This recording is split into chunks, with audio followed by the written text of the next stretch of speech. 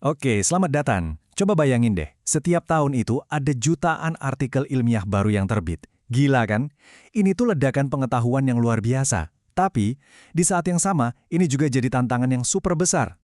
Lautan data ini tuh makin luas aja setiap harinya. Para peneliti di seluruh dunia terus-terusan nambahin temuan baru. Nah, pertanyaannya jadi simpel tapi juga rumit. Gimana caranya kita bisa lihat gambaran besarnya? Di tengah semua ini gimana kita bisa tahu tren apa yang lagi naik daun?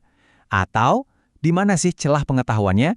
Bahkan, bisa nggak sih kita prediksi kemana arah sebuah bidang ilmu di masa depan? Nah, inilah misteri yang akan kita coba bongkar bareng-bareng. Oke, yuk kita mulai bedah. Anggap aja semua literatur ilmiah ini kayak sebuah alam semesta yang super luas. Nah, buat menjelajahinya, kita kan butuh peta ya. Dan pastinya kita juga butuh alat khusus buat bikin peta itu. Dan alat itu namanya analisis bibliometrik. Anggap aja ini kayak toolkitnya detektif, tapi buat dunia sains. Jadi ini bukan sekedar baca artikel satu-satu ya.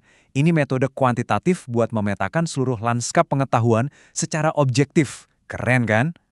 Terus, apa bedanya sama metode tinjauan yang lain? Nah, ini yang menarik.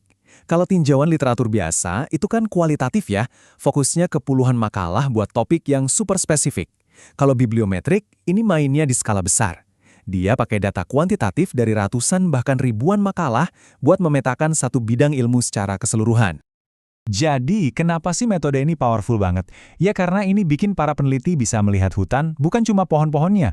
Mereka bisa lihat the big picture, nemuin area mana yang belum banyak dijama, dan ngerti gimana berbagai ide itu saling nyambung dari waktu ke waktu. Sekarang, yuk kita buka kotak peralatan detektif ini dan kita lihat ada apa aja di dalamnya. Intinya sih, ada dua pendekatan utama yang biasa dipakai buat memecahkan misteri di dunia penelitian. Gampangnya, ada dua kacamata utama. Yang pertama, analisis kinerja. Ini buat jawab pertanyaan, siapa aja sih pemain kuncinya? Jadi, ini soal ngukur pengaruh penulis, institusi, atau bahkan negara. Terus yang kedua, pemetaan sains. Yang jawabannya buat pertanyaan, gimana semua ide ini saling nyambung? Nah, ini soal menggambar peta koneksinya. Oke, kita mulai dari analisis kinerja dulu ya. Coba bayangin ini kayak kita lagi bikin papan peringkat. Siapa sih yang paling produktif? Siapa yang karyanya paling sering dikutip orang? Nah, dari sini kita bisa dapat gambaran siapa aja pilar-pilar penting dalam sebuah bidang. Nah, metriknya sendiri cukup gampang dimengerti. Ada total publikasi, ini buat mengukur produktivitas. Terus ada total citasi, ini buat mengukur dampak dan pengaruhnya. Ada juga yang namanya H-index, yang coba nyimbangin antara produktivitas dan dampak. Berguna banget buat identifikasi cepat. Oke, sekarang kita masuk ke bagian yang paling seru, yang benar-benar memvisualisasikan koneksinya, pemetaan sains.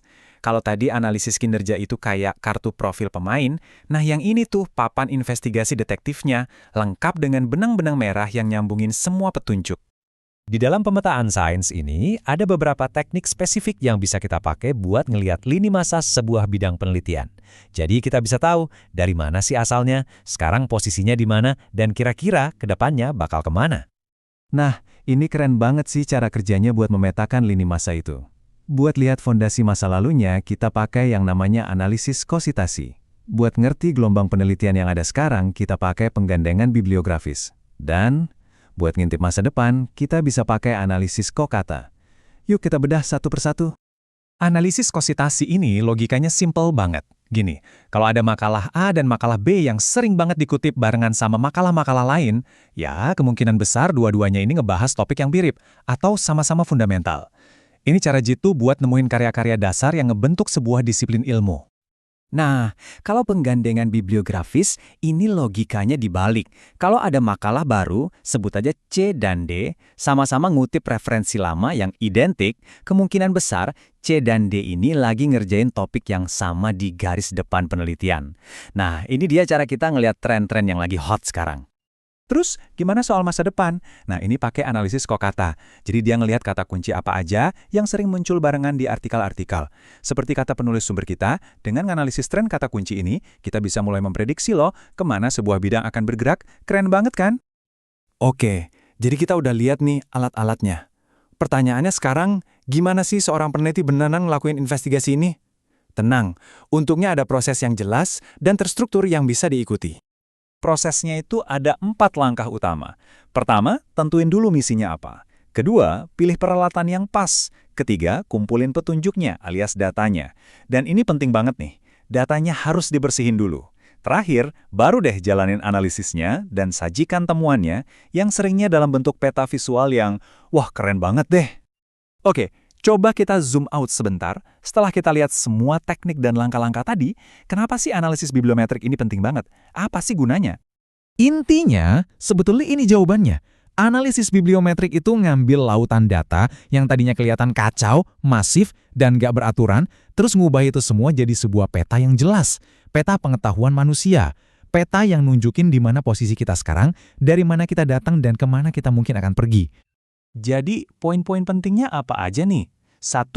Bibliometrik itu bantu kita nemulin sinyal di tengah kebisingan data sains modern. 2. Dia pakai 2 kacamata utama, ngukur siapa lewat kinerja dan memetakan apa lewat koneksi. 3. Ini bisa ngasih kita pandangan 360 derajat soal suatu bidang, masa lalunya, masa kininya, bahkan masa depannya. Dan semua itu dilakukan lewat sebuah cetak biru yang rapi dan sistematis. Nah, sebagai penutup, saya mau tinggalin satu pertanyaan buat Anda. Coba deh pikirin, bidang apapun yang kamu suka, mau itu sejarah, teknologi, seni, apa aja.